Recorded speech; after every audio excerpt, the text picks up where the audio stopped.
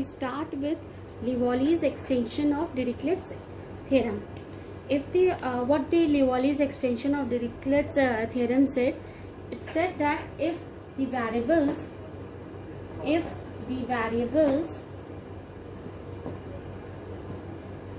x, y, z are all positive such that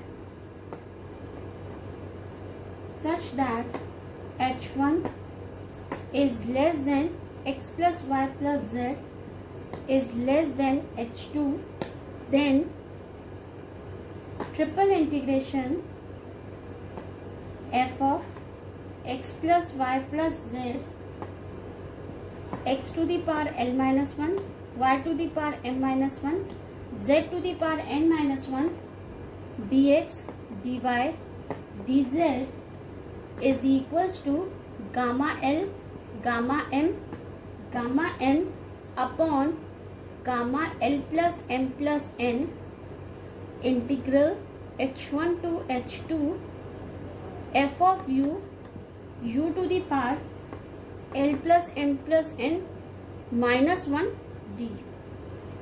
ये होता है हमारा लिवोलीज एक्सटेंशन ऑफ डिरिचलेट थ्योरम का फॉर्मूला. ठीक है. Now let us do one numerical on this.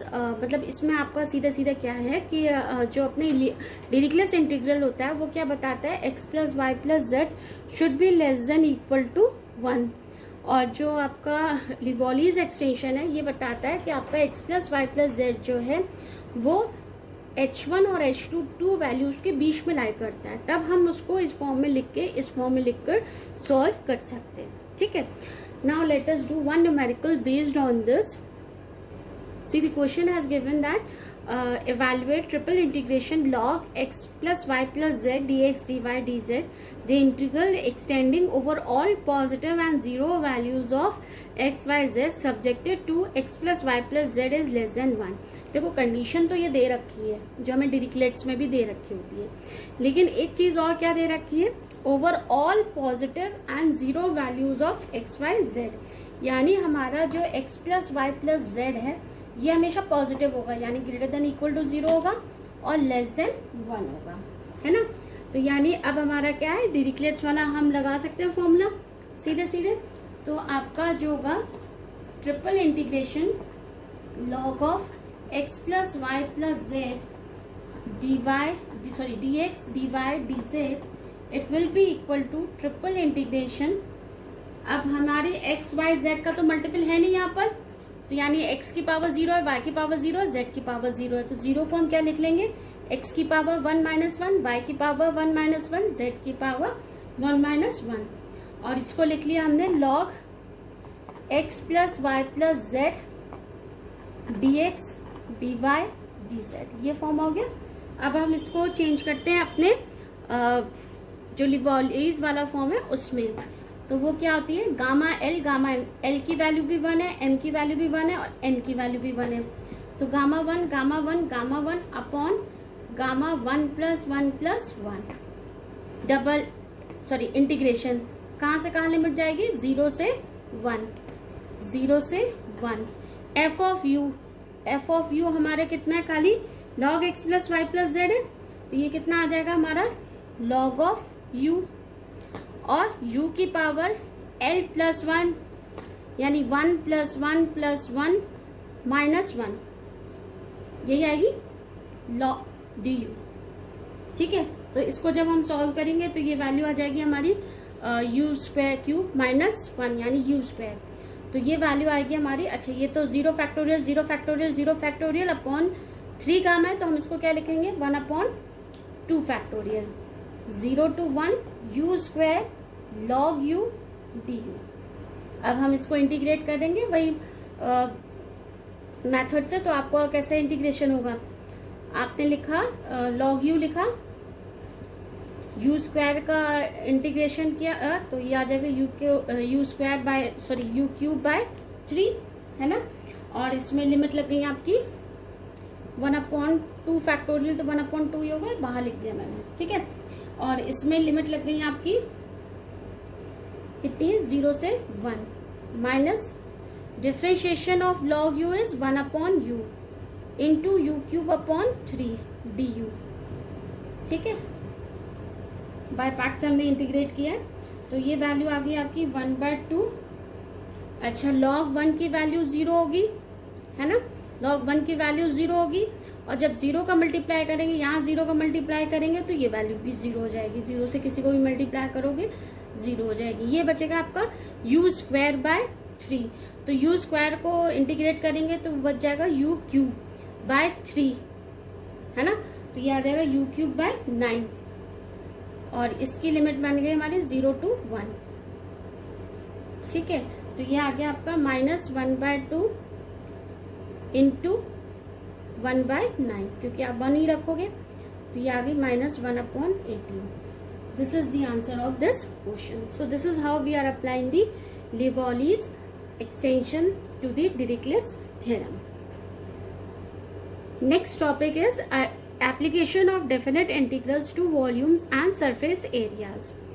If a plane area is revolved about a fixed straight line lying in its own plane, then the body so generated by the plane area is called the solid of revolution. तो वो क्या कह रहे हैं कि अगर plain area को आप रिवॉल्व करते हो किसी भी एक स्ट्रेट लाइन के अलोंग, उसी के प्लेन के अलोंग, तो आपका जो कर्व या जो बॉडी ऑब्टेन्ड होगी उसको हम कहते हैं solid of revolution. And the surface generated by the body of the plain area is called the surface of, जो सरफेस आपका जनरेट होता है उसको हम कहते हैं surface of revolution after revolution. The fixed line about line about which the plane area rotate is called the axis of revolution। और जो लाइन होती है जिसके along मतलब about which the plane area rotate is called the axis of revolution। जिसके line के along हम करते हैं उसको हम क्या कहते हैं, axis of revolution। For example, इसका एग्जाम्पल है आपका कि अगर हम एक राइट एंगल ट्राइंगल को रिवॉल्व करते हैं उसके किसी एक साइड के, तो जो मतलब उस साइड के जो आपका राइट एंगल बनाता है, तो हमें एक राइट सर्कुलर कोन मिलता है उसको रोटेट करने पर। ठीक है, also the section of a solid of revolution by a plane perpendicular to the axis of revolution is circle having its centre on the axis of revolution. This is also one of the notification that you must understand. So in this topic, under this topic we will do many many method to which I am rotating the body, about which axis to which curve I am rotating the body, and how much area we are how will we find the area of that particular body area. Area is not surface area or volume, because we are now talking about the 3D picture. So we are always concerned with the volume or for the surface area. First we have the volume formula for Cartesian equations. In this first we study the revolution about x-axis. What happened if we revolve about the x-axis? Volume of the solid generated by the revolution about x-axis of the area bounded by the curve y is equals to fx. If we have the curve in the form of y is equals to fx, the solid axis and the ordinate x is equals to a, x is equals to b is integral a to b pi y square dx, where y is equals to fx is finite, continuous and single valued function of x in the interval a is less than equal to x is less than equal to b। ठीक है, तो जो आपका volume होता है, जो अगर आप रिवॉल्व करो उसको अबाउट एक्स एक्सेस के, तो आपका जो फॉर्मूला होता है that will be equal to integral a to b pi y square dx, है ना। अब हम इस पर बेस्ड एक न्यूमेरिकल करेंगे, तो उससे आपको और क्लियर होगा कि ये फॉर्मूला कैसे यूज होता है और हम इसको कैसे अप्लाई करते हैं, कहाँ अप्लाई करते हैं। Question is given as the hyperbola x square upon a square minus y square upon b square is equals to 1 revolves about the axis of x. Show that the volume cut off from one of two solids thus obtained by a plane perpendicular to x axis and distance h from the vertex is this, है ना। तो ये आपको दे रखा है question, तो सबसे पहले तो हम ये हाइपरबोला बना लेते हैं। जो ये हाइपरबोला होगा आपका x square upon a square minus y square upon b square is equals to 1। ये आपका कुछ इधर बना देती हूँ। हाइपरबोला ये वाला होगा, ठीक है। ये वाला हाइपरबोला है, इसको आपने show that the volume cut off one of the two solid दस ऑब्टेन बाय प्लेन, है ना। तो देखो अगर आपका ये मैं पॉइंट ले लूं, ये हो जाएगा हमारा a,0, ये हो जाएगा हमारा -a,0, ठीक है। इसको a मान लिया और ये जैसे इसी एक्सेस अपनी एक्सेस से कटाई है तो ये b वैल्यू हो गई। थोड़ा सा बड़ा बना दूं तो आप लोग को और क्लियर समझ में आएगा, उसके बाद मिटा दूंगी। देखिए ये बनाया हमने यहाँ पर बोला, ये बना, ठीक है। ये वैल्यू हो गई -a,0 और ये वैल्यू हो गई हमारी a,0। तो इसको इसी की एक्सेस काट रही है तो हमने ये वाली ऐसे करके दिखाया, ठीक है। तो ये पॉइंट हमने मान लिया a कहीं भी काटा है, a प्लस h,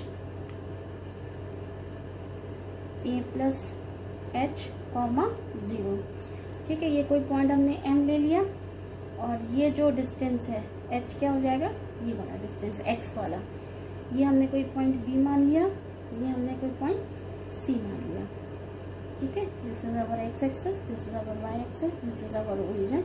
ये अगर हमने a पॉइंट माना तो ये हमारा a डैश हो जाएगा, ठीक है। So this is how we are having the figure. Now the volume of the solid cut off from cut off by a plane perpendicular to x-axis and a distance h from the vertex is the same as the volume obtained by rotating the portion of the curve from x is equals to a to x is equals to a plus h about the x-axis, ठीक है। Now the required volume कितना होगा आपका, required volume should be equal to, कहाँ से कहाँ हम rotate कर रहे हैं, a से a plus h में। तो x की वैल्यू कितनी हो गई, a से a plus h, है ना। और क्या था आपका पाई वाई स्क्वायर dx, है ना। अब इस y स्क्वायर की वैल्यू हमने इधर से निकाली, इस वाले कर्व से निकाली, तो y स्क्वायर की वैल्यू कितनी आ गई, integral a to a plus h, कितना आ जाएगा y स्क्वायर का, वो उधर मल्टीप्लाई होगा और देन सॉल्व होगा। तो ये वैल्यू आ जाएगी b square upon a square x square minus a square dx, ठीक है। यहाँ से निकाली है हमने, ये आ गई वैल्यू। अब आपने क्या किया, इसको इंटीग्रेट कर दिया, पाई की वैल्यू हम बाहर लिख लेते हैं, पाई हम बाहर लिख लेते हैं। अब हमने इसको इंटीग्रेट किया तो ये वैल्यू आ गई पाई b square upon a square, तो बाहर निकाल लिया। एक्स स्क्वायर को इंटीग्रेट किया, x cube by 3 minus A square x, limit लग गई ए से ए प्लस एच, ठीक है। अब हमने जब लिमिट रखी upper limit minus lower limit, तो ये आ गया आपका पाई b square upon a square,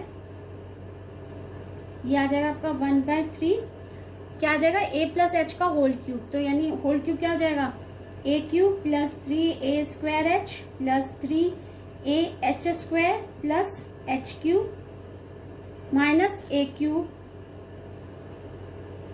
minus a square H, ठीक है। यही वैल्यू बचेगी, है ना। जब हमने a क्यूब किया माइनस a क्यूब और माइनस ए स्क्वायर एच। अब जब इसको फर्दर सॉल्व करेंगे, इसी वैल्यू को हम दोबारा सॉल्व करेंगे आगे, तो हमें मिलेगी pi b square upon a square 3a h square plus h cube by 3, है ना, क्योंकि ए क्यूब और ये ए क्यूब तो आपका कट ही गया, ठीक है।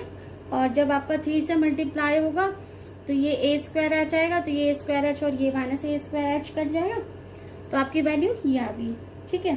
And this will be the, अब इसको आप चाहो तो ब्रैकेट खोल के लिख लेना, otherwise this will be the answer, this will be the answer of this question, ठीक है।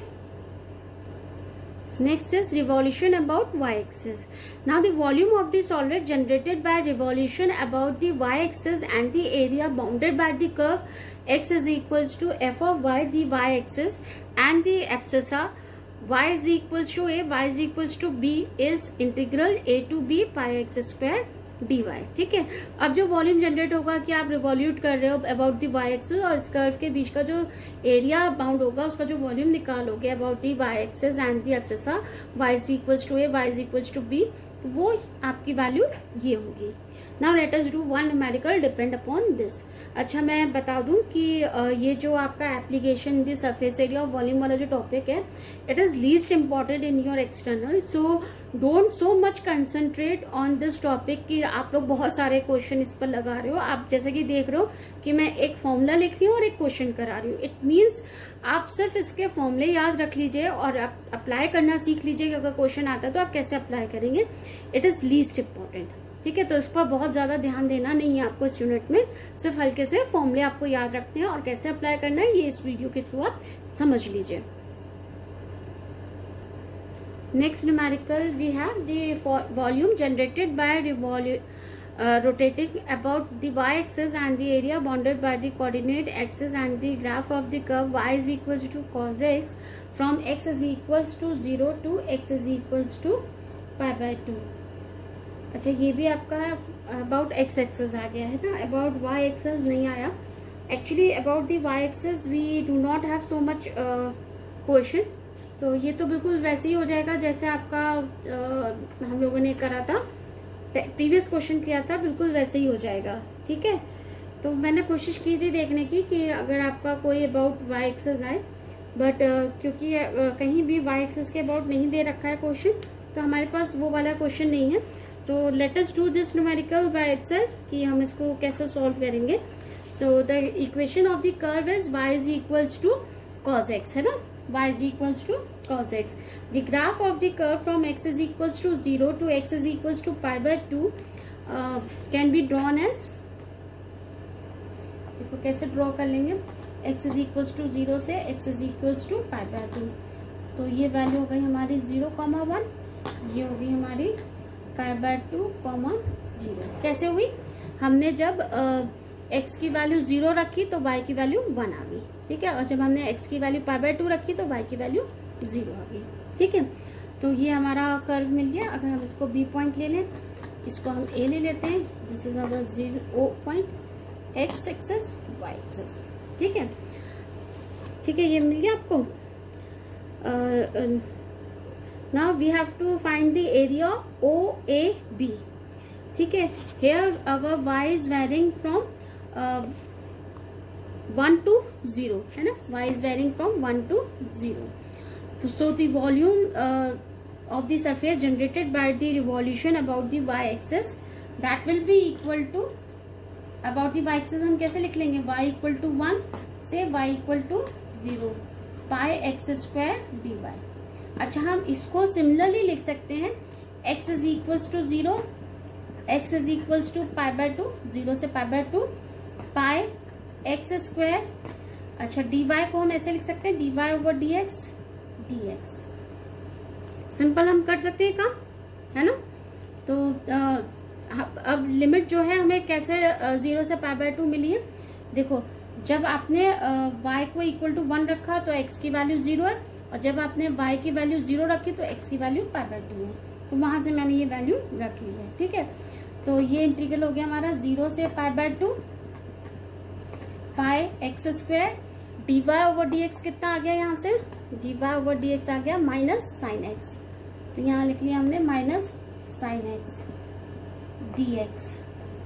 ये बस मैंने इसलिए इसको चेंज किया है क्योंकि अगर हम यहाँ पर एक्स स्क्वायर की वैल्यू निकालते, पहले तो एक्स की वैल्यू कॉज इनवर्स वाई आती, फिर x square cos inverse y का होल स्क्वायर, तो वो हमें इंटीग्रेशन में थोड़ी सी टिपिकल देता, यहाँ पर प्रॉब्लम देता, इसीलिए हमने इस dy को dx में किया। ये है तो केस सेकंड वाला, लेकिन क्योंकि ये टिपिकल हो जाता है कैलकुलेशन में सॉल्व करने के लिए, इसीलिए हमने इसको x में चेंज कर लिया। वही मैं आपसे कहती थी, जितने भी y आते हैं सीधे सीधे y में हम सॉल्व करके, हमारे पास क्वेश्चन नहीं है, उनको हमें x में चेंज करके फिर सॉल्व करना पड़ता है। ठीक है, तो अब आप जब ये आया आपका, तो आप इसको इंटीग्रेट करोगे, इसको हम ऐसे लिख सकते हैं minus pi 0 to pi by 2 x square sine x dx। इसको हम यूवी मेथड से इंटीग्रेट कर ले, minus pi x square minus cos x minus 2x minus sine x plus 2 cos x, limit लग गई 0 to π/2। ठीक है, तो ये वैल्यू आ गई आपकी -π,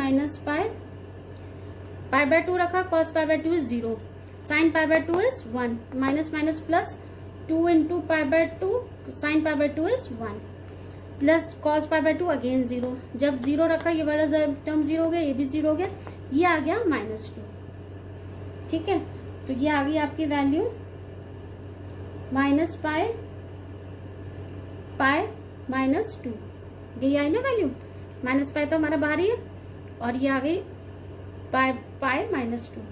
तो this will be our answer, है ना, this will be the answer of this question. Let us understand two term, prolate and oblate spheroids. So what does it mean? The solid formed by the revolution of the ellipse about the major axis, then it is called a prolate spheroid, and if the solid formed by revoluting the ellipse about the minor axis, अगर हम जो ellipse है उसको about major axis form rotate करते हैं, तो जो solid मिलता है उसे हम प्रोलेट स्फेरॉइड्स कहते हैं। और अगर हम उसके माइनर एक्सिस के अबाउट इलिप्स को रोटेट करते हैं, तो जो सरफेस मिलता है, जो सॉलिड मिलता है, उसको हम कहते हैं ऑब्लेट स्फेराइड। तो एक हम इलिप्स का क्वेश्चन कर लेते हैं। जैसे हमसे पूछा हो, find the volume of the solid, इसको रब करके मैं क्वेश्चन लिख देती हूँ पर, find the volume of the solid generated by revolving the ellipse x square by a square plus y square upon b square is equals to 1 about the x axis। ठीक है, इसका हम सॉल्यूशन करते हैं। सो हमें दे रखी है इलिप्स की equation, that is x square upon a square plus y square upon b square is equals to 1। तो यहाँ से हमें वाई स्क्वायर की वैल्यू कितनी मिल गई, B square upon a square minus x square, ये हमें मिल गई किसकी, वाई स्क्वायर की वैल्यू, है ना। Since the ellipse is symmetrical about the y axis, है ना, सिमेट्रिकल होता है about y axis, therefore required volume generated by the ellipse by the revolution about x axis is equals to, क्योंकि आपका क्या है, इलिप्स जो है वो सिमेट्रिकल है अबाउट वाई एक्सिस, तो जो आपका रिक्वायर्ड वॉल्यूम होगा generated by the ellipse by revolution about the x axis, that will be equal to twice into volume generated by the arc कौन सी, जैसे ये वाला ना इलिप्स आपने किया इसको अबाउट एक्स एक्सिस, ये ऐसे किया है ना, तो ये जो होगी आपकी जैसे ये वैल्यू होगी ना आपकी, ये हो गया आपका रोटेशन, मान लो ये ए हो गया और ये आपका इधर वाला है बी, है ना, तो ये जो आर्क बन रही है आपकी बी ए बी, ठीक है, about the arc b a in first quadrant, in the first quadrant about the x axis। ठीक है, तो सिंपल क्या हो जाएगा हमारा, मैंने जैसे कहानी लिखी है पूरी, जहां पर आपका x जो है वो वेरीज करता है 0 से a में, सिंपल जो आपका वॉल्यूम हो जाएगा that will be equal to twice 0 to a pi y square dx, है ना, डबल हो जाएगा दोनों का, तो pi y square dx। Y square की आप वैल्यू निकाल लो, आपने कितनी रखी थी, सॉरी जो आपने निकाली थी वो वैल्यू यहाँ रखो, b square upon a square minus x square dx। ठीक है, तो हमने कांस्टेंट वैल्यू बाहर निकाल ली, 2 pi b square upon a square, integrate किया x square x cube by 3 0 to a। जब हमने ये लगाया ये तो 2 pi b square upon a square आ गया, आपने a रखा तो ये आ गया a cube minus a cube by 3, zero में तो कुछ आया ही नहीं है ना, तो ये आ जाएगा 3 माइनस 1 2, 2 इंटू 2 इज 4, तो ये आ गया 4 बाई 3 पाई, और a क्यूब से a स्क्वायर से a क्यूब कट जाएगा तो a बचेगा a b square. So this will be the answer of this question. ठीक है।